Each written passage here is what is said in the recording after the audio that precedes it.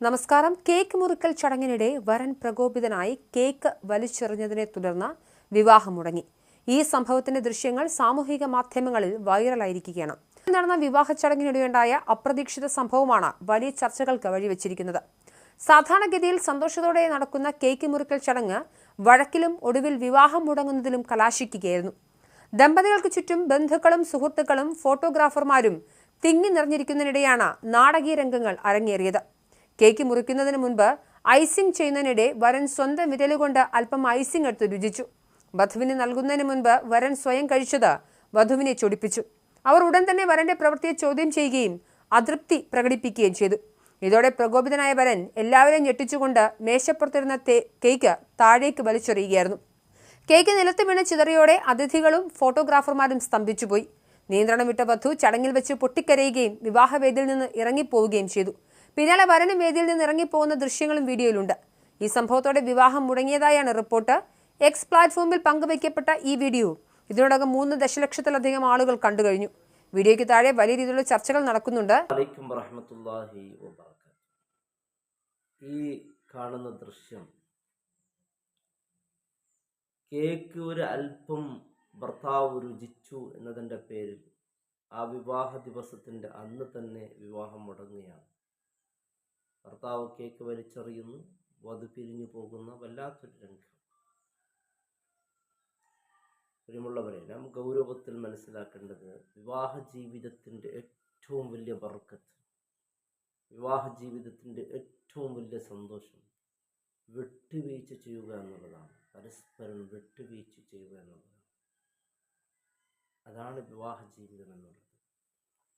ചെറിയ വാക്കുകൾ, ചെറിയ അഭിപ്രായ വ്യത്യാസങ്ങൾ, ചെറിയ പിണക്കങ്ങൾ, ഇതിനൊക്കെ എൻ്റെ പ്രിയപ്പെട്ടവരെ വലിയ അനുഗ്രഹീതമായ ദാമ്പത്യ ജീവിതമാണ് നഷ്ടപ്പെട്ടു പോകുന്നത്.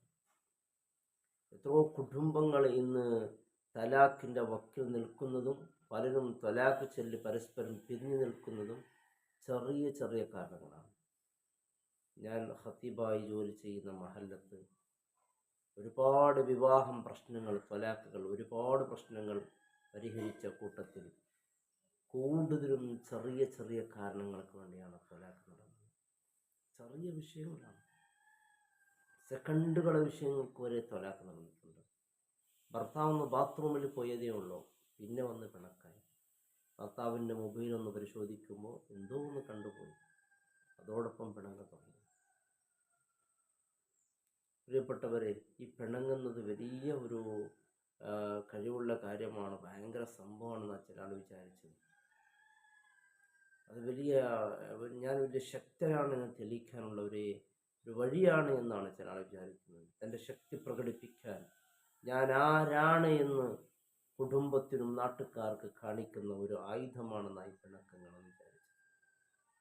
മുത്തായ റസൂൽ പറഞ്ഞു, ലൈസ ശദീദു ബിസ്സുർഅ, കുസ്തിയിൽ മൽപിടുത്തത്തിൽ വിജയിക്കുന്നവനല്ല ശക്തി. അതിൽ എന്ത് ശക്തിയാണ് എൻ്റെ പ്രിയപ്പെട്ടവരാണ്? പിണങ്ങുന്നതിൽ എന്ത് ശക്തിയാണുള്ളത്? യംലികു നഫ്സഹു ഇൻദൽ ഗളബ്, ദേഷ്യം വരുമ്പോൾ അതിനെ പിടിച്ചും സഹിച്ചും ക്ഷമിച്ചു നിൽക്കണം. അതാണ് ശക്തി.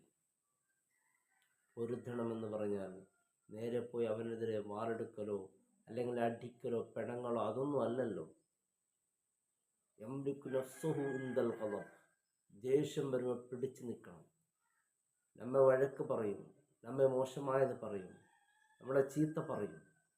ആ സമയത്തൊക്കെ നാം എടുക്കുന്ന ദേഷ്യം വരുന്ന സമയത്ത് എടുക്കുന്ന തീരുമാനം പിന്നെ വലിയ ഖേദത്തിലേക്ക് കൊണ്ടുപോകും. പലരും പറഞ്ഞവരുണ്ട്.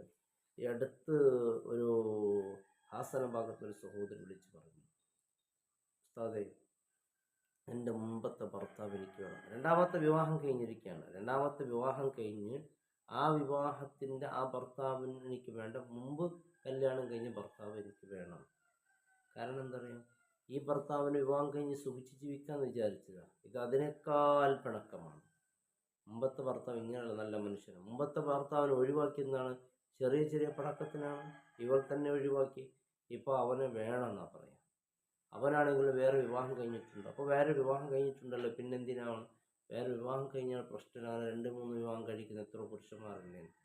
അപ്പോൾ ആ സമയത്ത് അവളൊന്ന് ക്ഷമിച്ചിരുന്നെങ്കിലാ ഇന്നവരുടെ സന്തോഷത്തിൽ കഴിയുമായിരുന്നു. പക്ഷെ അവൾക്ക് ക്ഷമിക്കാൻ പറ്റിയില്ല. അവനെ വലിച്ചെറിഞ്ഞ് ഉമ്മാൻ്റെ വീട്ടിലേക്ക് വന്നു. ഉമ്മ അവർ കൂടി വേറെ വിവാഹം കഴിച്ചു. ഇപ്പോൾ ആ ജീവിതം വളരെ അങ്ങനെ ഒന്നല്ല, എത്രയോ വിഷയങ്ങളുണ്ട്. എനിക്ക് മുമ്പത്തെ ഭർത്താവ് നല്ല മനുഷ്യനാണെന്ന് പറഞ്ഞു വരുന്നവർ, പിന്നെ രണ്ടാമത് വിവാഹം കഴിഞ്ഞ് സുഖിച്ച് അത് നടക്കുന്ന കാര്യമല്ല എൻ്റെ പ്രിയപ്പെട്ടവർ. ഞാൻ വിചാരിക്കുന്നത് ഇവിടെ നിന്ന് പിണങ്ങി മറ്റൊരിടത്തേക്ക് പോയാൽ, അങ്ങനെ ഈ ഉസ്താദന്മാർക്കൊക്കെ ഉണ്ട്, ഒരു പള്ളി എന്തെങ്കിലും ചെറിയ വിഷയം അവിടെ വലിച്ചിറങ്ങി പോകുന്നതാണ്. ഇറങ്ങിപ്പോയിട്ട് മറ്റൊരു പള്ളിയിൽ ചൊല്ലി. കമ്മിറ്റിക്കാർക്ക് അങ്ങനെ ഒരു സ്വഭാവമുണ്ട്. എന്തെങ്കിലും ചെറിയ വിഷയമാകുമ്പോൾ ഉസ്താദന്മാരെ പിരിച്ചു വിടുന്നത്. പിന്നെയും വരുന്നത് ആരാണ്? മലക്കല്ലല്ലോ, ജിബ്രീലല്ലോ. പിന്നെയും ആ മഹല്ലത്തിൽ വരുന്ന ഉസ്താദാണ്. ഇവർ വിട്ടുപോയാൽ പിന്നെയും കിട്ടുന്നത് മറ്റൊരു പള്ളിയാണ്. അവിടെ ഇങ്ങനെയുള്ള ആൾക്കാരുണ്ട്, അസൂയയും വഞ്ചനയും അതുപോലെ. അതെല്ലാം സ്വാഭാവികമാണ്, എവിടെയുണ്ട്. എല്ലാം ക്ഷമിച്ചങ്ങ് പോവുക. വിശുദ്ധ ഖുർആൻ പറയുന്നു, ഫഅഫു അൻഹു വസ്ഫഹ്, നിങ്ങൾ ക്ഷമിക്കുക, വിട്ടുവീഴ്ച ചെയ്യുക എന്നുള്ളത്. ദാമ്പത്യ ജീവിതത്തിൽ ഇതിൽ പ്രധാനപ്പെട്ടതാണ്. ജോലി കാര്യങ്ങൾ അങ്ങനെയല്ല. നമുക്ക് മറ്റൊരു പള്ളിയോ മറ്റൊരു ജോലിയോ നമുക്ക് അന്വേഷിക്കും. നമ്മുടെ മക്കളില്ലേ, പിഞ്ചു മക്കൾ അവിടെ അനാഥയാകുന്നില്ലേ? എത്ര ആളുകൾ തൻ്റെ പ്രിയപ്പെട്ട ഭാര്യമാരെ കൊന്നു, മക്കളെ മുമ്പിൽ വെച്ച് അറുത്തു കൊന്നു. എത്ര ഭർത്താക്കന്മാരെ ഭാര്യമാർ കൊന്നു. എത്ര ആൾ ത്വലാക്കിനായി വീട്ടിൽ അതുപോലെ നരകിച്ച് കഴിയുന്നവരുണ്ട്. ഒരു ചെറിയ വിഷയത്തിന് വിട്ടുവീഴ്ച കൊടുക്കൂല എന്ന് പറഞ്ഞാൽ, ഞാൻ പിടിച്ചത് തന്നെ വിജയിക്കണം, ഞാൻ ഇത് വിട്ടുകൊടുക്കാൻ തയ്യാറല്ല. ഇതാണ് ഒരു മുസ്ലിമിൻ്റെ ജീവിതം. ഇദ്ഫ ബില്ലത്തി അഹ്സൻ, തെറ്റിനെ ഏറ്റവും നല്ല രീതിയിൽ എതിർക്കാൻ അറിയണം, ഏറ്റവും നല്ല രീതിയിൽ അതിൽ പരിഹരിക്കണം. എന്തിനാണ് വിവാഹം ജീവിതം എന്നുള്ളത്? വജഅല ബൈനക്കും മവദ്ദത്തും വറഹ്മ, നിങ്ങൾക്കിടയിൽ കരുണയും സ്നേഹം ഉണ്ടാകാൻ വേണ്ടിയല്ലേ ദാമ്പത്യ ജീവിതം. മനുഷ്യരാകുമ്പോൾ പരസ്പരം ഞാൻ വിചാരിച്ച് സ്നേഹം മാത്രം പോരാ എൻ്റെ പ്രിയപ്പെട്ടവരെ. ദാമ്പത്യ ജീവിതത്തിൽ സ്നേഹിച്ചുകൊണ്ട്, സ്നേഹം മാത്രമല്ല, ക്ഷമ, കരുണ, ഇതൊക്കെ വേണം ദാമ്പത്യ ജീവിതം. ഇത് ഏറ്റവും പ്രധാനപ്പെട്ടതാണ്. അങ്ങനെ അല്ലാത്തൊരു ജീവിതത്തിൽ ഒരിക്കലും സന്തോഷം ഉണ്ടാവില്ല. ഞങ്ങൾക്കിപ്പോൾ മറ്റ് റീൽസിലൊക്കെ കാണുമ്പോൾ വിചാരിക്കുമോ, ഇവരുടെ എന്തൊരു ജീവിതം, ദാമ്പത്യ ജീവിതം നല്ല ജീവിതമാണ്. ഇവരെപ്പോലെ അടുത്ത് ഉണ്ടായിരുന്നല്ലോ റിഫ മെഹൻ എന്ന് പറയുന്നത്, അവരുടെ ദാമ്പത്യ ജീവിതം കണ്ട് ഒരുപാട് ആളുകൾ ആഗ്രഹിച്ച് എഴുതിയിരുന്നു, എനിക്കും ഇങ്ങനൊരു ജീവിതം കിട്ടിയിരുന്നെങ്കിലാ, എനിക്കും ഇങ്ങനൊരു ഭർത്താവ് കിട്ടിയിരുന്നെങ്കിലാ. റിഫാൻ എന്ത് സ്നേഹിക്കുന്ന മെഹനുമാണെന്ന് പറഞ്ഞിട്ട്. ഇന്നോ റിഫ ഖബറിലാണ്, മെഹൻ ഇന്ന് ആഹ്ലാദിച്ചു കൊണ്ട് ജീവിക്കുന്നു. ഓരോ റിഫാനെ കുറിച്ചൊരു ഓർമ്മയോ റിഫയിൽ നിന്നുണ്ടായ കുട്ടിയെക്കുറിച്ചൊരു ഓർമ്മ ഒന്നുമില്ലല്ലോ മെഹനിന്. മെഹനിപ്പോൾ എങ്ങനെ വിദേശത്തിൽ വരുന്നു, മറ്റൊരു പെൺകുട്ടിയുമായിട്ട് വിവാഹം കഴിച്ച് ജീവിക്കുന്നു. അവൾക്കും ഇന്ന് നരകിയ അവസ്ഥയായിരിക്കാം. അവർ റിഫ ജീവനൊടുക്കി എന്നുള്ള ഒരു വാർത്ത നാം കേട്ടുമല്ലോ. ആ കേൾക്കുന്ന സമയത്ത് അതിൻ്റെ തൊട്ട് മുമ്പാണ് റിഫ ഒരു വീഡിയോ ഇട്ടിരുന്നത്. ഞങ്ങളിതാ ബുർജ് ഖലീഫിൻ്റെ പിന്നിലാണ്, സന്തോഷത്തിലാണ്, ഹാപ്പിയാണ്, മറ്റേതാണ് പലതാണെന്ന് പറഞ്ഞു.